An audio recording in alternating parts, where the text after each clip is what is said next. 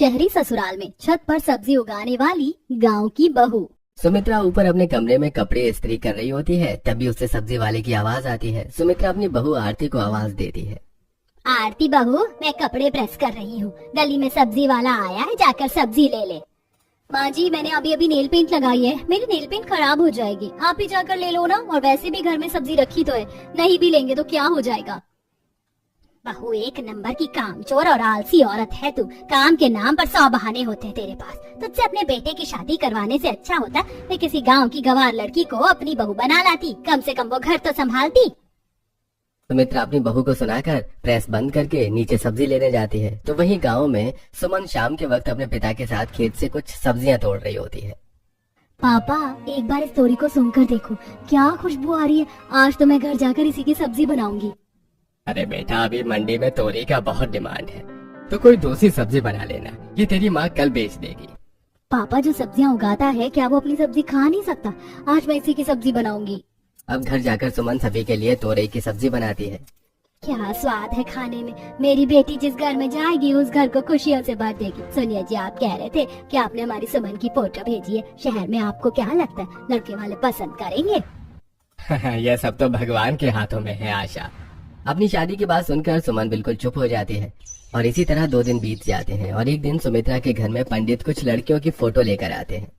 माँ देखो, पंडित जी आ गए भैया के लिए रिश्ता लेकर। पंडित जी आप बैठिए ना। ये देखिए भाई साहब, ये दोनों लड़की शहर की हैं और ये गांव की। माता पिता गरीब हैं, इसलिए दहेज नहीं दे पाएंगे और शादी भी गांव से ही होगी। बाकी आप देख लीजिए आपको कौन पसंद है। विनोद तीनों लड़कियों की फोटो देखता है। कुछ ही देर में सुमित्रा भी बाहर आती है और वो भी फोटो देखती है। उसके बाद काजल अपनी माँ से कहती है, माँ मुझे 2 लड़की पसंद है जो शहरी भी है। एक शहरी बहू लाकर पछता रही हूँ मैं, वही गलती दोबारा नहीं करनी मुझे। मेरे अमित को मेरी पसंद ही पसंद होगी, इसीलिए मुझे तो ये गाँव वाली लड़की पसंद है। माँ जी, बस आपको लगता है कि मैं कामचोर हूँ और आलसी हूँ, वरना किसी से भी पूछ लो, मैं क्या काम नहीं करती? बहुत काम करती है तो जाकर चाय बना दे सबके लिए। माँ जी, आपको पता है चाय बनाना मेरे लिए मुश्किल काम नहीं है, पर सुबह से मेरी तबीयत ठीक नहीं है, 2 बार उल्टियाँ भी हो चुकी हैं। काजल तुम बना दो ना जाकर चाय। काजल अपनी भाभी के बहाने सुनकर मुंह बनाती हुई अंदर जाती है और चाय बनाती है, तो वहीं विनोद और सुमित्रा अमित के लिए सुमन को पसंद कर लेती हैं। इसी तरह कुछ दिन बीत जाते हैं और सुमित्रा अपने परिवार के साथ सुमन को देखने के लिए जाती है और बहुत जल्द सुमन और अमित एक पवित्र रिश्ते में बंध जाते हैं। और जब सुमन अपने ससुराल आती है तो घर के बाहर सब्जियों के पौधे देखती है। कुछ ही देर में उसका गृह प्रवेश होता है और जब वो अंदर जाती है तो उसे घर के अंदर कोने में खिड़की के पास और सीढ़ियों पर सब्जी के कुछ पौधे नजर आते हैं। मेरे ससुराल वालों को भी सब्जियों से और पेड़ पौधों से बहुत प्यार है, तभी तो उन्होंने घर के अंदर भी सब्जियों के पौधे लगा रखे हैं। सारी सब्जियां कितनी ताजी लग रही हैं और कितनी सुंदर। इतनी सुंदर सब्जियां हमारे खेत में भी नहीं होती थी। माँ, सारी रस्म खत्म हो गई है, रात भी काफी ज्यादा हो गई है। अब हम लोगों को भी आराम कर लेना चाहिए और अमित को भी आराम करने के लिए जाने देना चाहिए। हाँ, तो मैं कौन सा रोक रही हूँ, जाओ बहू तुम भी अब आराम कर लो। पर हाँ, कल तुम्हारी पहली रसोई है और अब तुम इस घर की बहू हो तो तुम्हें अपनी जिम्मेदारी को भी निभाना है। अब सुमन और अमित अपने कमरे में आराम करने जाते हैं और काफी सारी अच्छी बातें करते हैं। तुम गांव से, मैं शहर से, इसलिए ज्यादा हम एक दूसरे को जान नहीं पाए। अब तुम मुझे बताओ तुम्हें क्या पसंद है? मुझे पेड़ पौधे, हरियाली, सब्जियां बहुत पसंद है। गांव में मैं अपने पिता के साथ सब्जियों की खेती करती थी और ज्यादातर समय मेरा वहीं गुजरा था। इस तरह सुमन और अमित काफी देर तक बातें करते हैं और सो जाते हैं। अगली सुबह सुमन जल्दी उठती है और रसोई में जाती है और जब वो फिर से सब्जी निकालती है तो वो देखती है कि कुछ सब्जियां गल चुकी हैं और कुछ खराब हो चुकी हैं। मैंने सोचा था पालक पनीर आलू मेथी की सब्जी बना लूं, पर ये तो गल चुकी है और ये भिंडी भी गली हुई है। सब्जियों को देखकर सुमन परेशान हो रही होती है कि तभी सुमित्रा अपनी बहू और बेटी के साथ आती है। बहू, तूने अभी तक खाना बनाना शुरू नहीं किया तो सब्जियों को ही निहारती जा रही है। माँ जी, ये सब्जियां तो खराब हैं, बिल्कुल भी ताजी और फ्रेश नहीं लग रही, समझ नहीं आ रहा कैसे बनाऊं। बस इतनी सी बात बहू, जो सब्जी खराब है उन्हें फेंक दो और जितनी साफ सब्जी है उसका बना लो। और ये तेरी जेठानी है, कोई भी मदद की जरूरत हो तो इसे बस आवाज लगाना, पर ये आएगी नहीं क्योंकि मदद के लिए तो तेरी ननद ही आएगी। माँ जी, कुछ भी। सुमित्रा की बातें और आरती का बना हुआ मुंह देखकर सब हंस पड़ते हैं। कुछ ही देर में अब सुमन सभी के लिए दाल मखनी, पालक पनीर, मिक्स वेज, भरवा भिंडी, चावल, पुलाव, खीर और रोटी बनाती है, जिसे खाकर सब सुमन की काफी तारीफ करते हैं। बहू, जैसा सुना था तुम्हारे बारे में, तुम उससे भी ज्यादा गुणी हो। मजा ही आ गया। सीख लो आरती कुछ अपनी देवरानी से। इसे कहते हैं पहली रसोई का खाना। सच में भाभी, आज तो खाना खाकर मजा ही आ गया। घर वालों की बात सुनकर सुमन को काफी अच्छा लगता है और इसी तरह कुछ दिन बीत जाते हैं और घर के सारे काम खत्म करने के बाद सुमन पूरे दिन कमरे में बैठी बोर होती है, जिस वजह से वो अपने कमरे से बाहर निकलकर घर के बाहर एक सब्जी के पौधे के पास बैठ जाती है। शहर में तो बिल्कुल काम नहीं होता। यहाँ तो मैं 9 बजे तक सारा काम निपटा लेती हूँ, पर मुझे ये समझ नहीं आता, मेरे प्यारे बैगन, कोई तुम्हारा ख्याल नहीं रखता, फिर भी तुम इतने अच्छे और चमकदार हो। सुमन पौधे से बात करते हुए अब उसे छूती है और तब उसे पता चलता है कि उसके ससुराल वालों ने घर में जितनी भी सब्जियों के गमले में पौधे रखे हैं वो सब नकली हैं। ये क्या? ये सब तो नकली है, पर देखने में कितने असली लग रहे थे। मुझे तो समझ ही नहीं आ रहा, जब इन लोगों को घर में हरियाली करने का शौक है और पेड़ पौधे रखने का शौक है, तो नकली के बदले ये लोग असली क्यों नहीं रखते? नकली सब्जियों के पौधे घर में लगा देख सुमन सोच में पड़ जाती है और रात को जब अमित घर आता है तो इस बारे में बात करती है। अमित जी, जब घर में सभी को पेड़ पौधे पसंद है, तो हम नकली क्यों लगा रखे हैं? सुमन, घर में ऐसा कोई नहीं जो पौधों का ख्याल रख सके, और ये सारे आर्टिफिशियल पौधे देखने में भी सुंदर लगते हैं और इनमें मेहनत भी नहीं करनी पड़ती। अगर मैं असली के पौधे लगा लूं और मैं उनका ख्याल रखूं, तो किसी को कोई परेशानी तो नहीं होगी ना? वैसे भी मुझे पेड़ पौधे सब्जियां उगाना बहुत पसंद है। हाँ सुमन, क्यों नहीं। अगर तुम्हें सब्जियां उगाना, उनकी देखभाल करना, उनके साथ समय बिताना इतना ही पसंद है तो मैं कल ही कुछ पौधे और गमला लेकर आ जाऊंगा। अमित की बात सुनकर सुमन काफी खुश हो जाती है और अगले दिन गली में सब्जी बेचने वाला आता है और जब सुमित्रा सब्जी लेने के लिए बाहर आती है तो इस बार सुमन भी उसके साथ होती है। माँ जी, गोभी तो बड़ी ही ताजी लग रही है, आप गोभी ले लीजिए ना। भैया 1 किलो गोभी, शिमला मिर्च और गाजर कर दो। आरती बहू, अंदर से जरा पैसे तो लेकर आना। माँ जी, मैं कुछ काम कर रही हूँ, सुमन को बोलो, वो आकर ले जाएगी। इससे तो किसी भी तरह की कोई उम्मीद रखना ही बेकार है।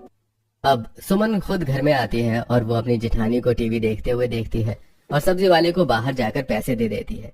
कुछ ही देर में अमित भी कुछ गमले, मिट्टी और पौधे लेकर आता है जिन्हें सुमन घर के बाहर खिड़की के पास लगा देती है। बहू, ये क्या कर रही हो तुम? पापा जी, यहाँ ज्यादा काम नहीं रहता, मैं बोर हो जाती हूँ सारा दिन, इसीलिए नकली पौधों को हटाकर मैं असली सब्जियों के पौधे लगा रही हूँ। इससे घर सुंदर भी लगेगा और मेरा टाइम पास भी हो जाएगा। बहू, कुछ सीख ले अपनी देवरानी से। सुमन की तारीफ सुनकर एक बार फिर आरती का मुंह बन जाता है। इसी तरह कुछ दिन बीत जाते हैं और गली में पौधे वाला आता है। सुमन जल्दी से बाहर जाती है और कुछ गमले सब्जियों के बीज और कुछ खाद लेती है। भाभी, अभी 2 दिन पहले तो आपने घर में सारे नकली पौधे हटाकर सब्जियों के पौधे लगाए और आज फिर आपने इतना सब कुछ ले लिया। काजल, गांव में मैं सब्जियों की खेती करती थी, खाली समय में सब्जियों से बातें करती थी और अपना टाइम पास करती थी। यहाँ 2-4 पौधों से क्या होगा? हमारी इतनी बड़ी छत खाली रहती है, सोच रही हूँ कुछ गमले छत पर लगा दो। हमारे मोहल्ले में सबके छत पर पेड़ पौधे हैं, बस हमारा घर छोड़कर। सुमन के सामने काजल कुछ नहीं कहती और सुमन गमले, मिट्टी, खाद और सब्जियों के बीज लेकर छत पर जाती है और गमले में मिट्टी भरकर बीज डालती है और उनमें पानी डालते हुए बात करती है। अभी मैंने मिट्टी में सिर्फ बीज डाला है, अब मैं तुम्हारा ख्याल भी रखूंगी।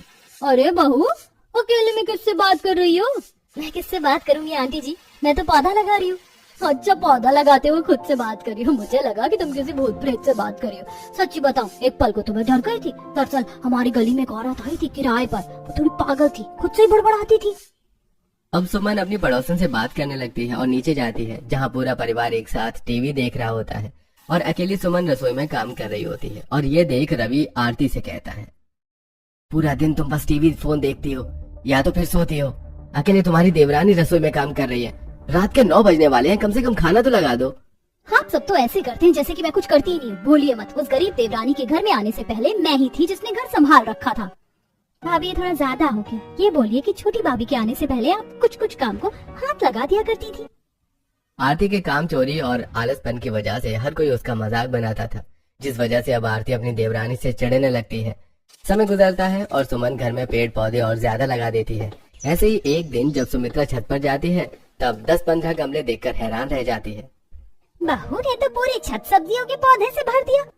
सुमित्रा बहन, आखिर तुम्हें आज फुर्सत मिल ही गई छत पर आने की। तुम्हारी बहू तो तुम्हारे घर को गार्डन बनाना चाहती है, या यूं कहूँ कि सब्जियों की खेत बनाना चाहती है। घर के बाहर तो 4-5 गमले रखे हैं, पर छत पर उसने सब्जियों की खेती कर डाली।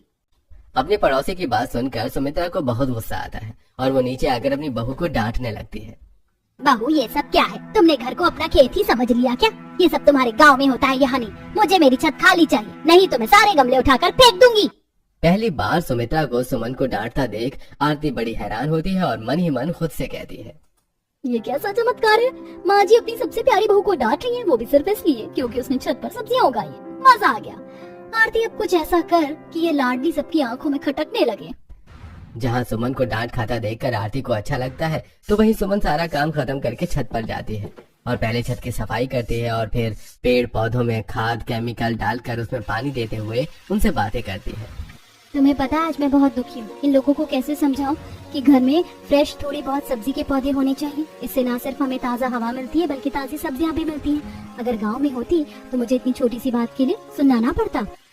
पौधों की सिंचाई करते हुए सुमन को अपने मायके के दिन याद आ जाते हैं, जहाँ वो कुछ छोटे छोटे सब्जियों के पौधे लेकर घर आती है। हे भगवान, तू फिर मूली गाजर के पौधे लेकर आ गई। जितना तू सब्जियों के पौधे से प्यार करती है उतना एक माँ अपने बच्चों से नहीं करती होगी। हमारी सब्जियों की खेती है, सारा दिन खेत जाकर उनकी सिंचाई करके तेरा पेट नहीं भरता क्या, जो घर के बाहर भी सब्जियां उगा रही है? अरे आशा, क्यों डांट रही हो मेरी बच्ची को? खेती करना तो अच्छी बात है। हम किसान खेती करेंगे, सब्जी उगाएंगे, तभी तो सबका पेट भरेगा।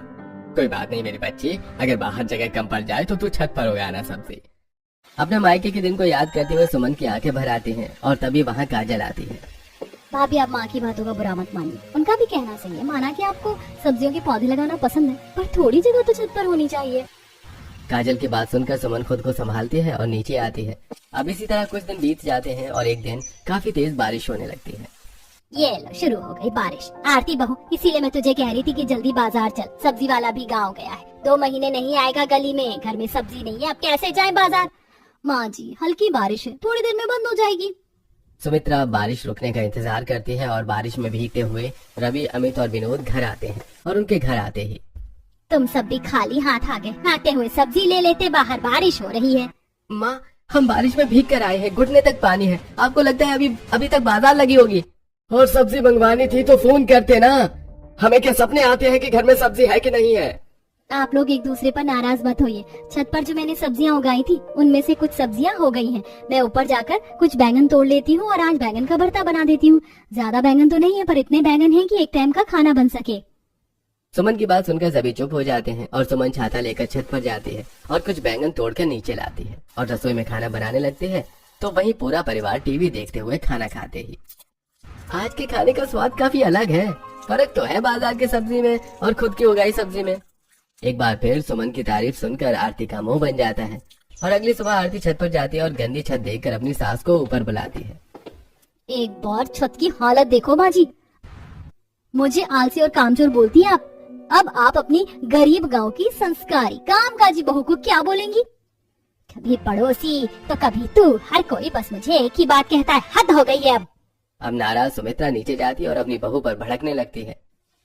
बहू, पहले तो तूने छत पर जंगल उगा दिया और उसी जंगल की कटाई ना करके तूने गंदगी कर रखी है। ये तेरा गांव नहीं है और ना ही मेरी छत खेत है। मुझे अपनी छत साफ पहले की तरह चाहिए।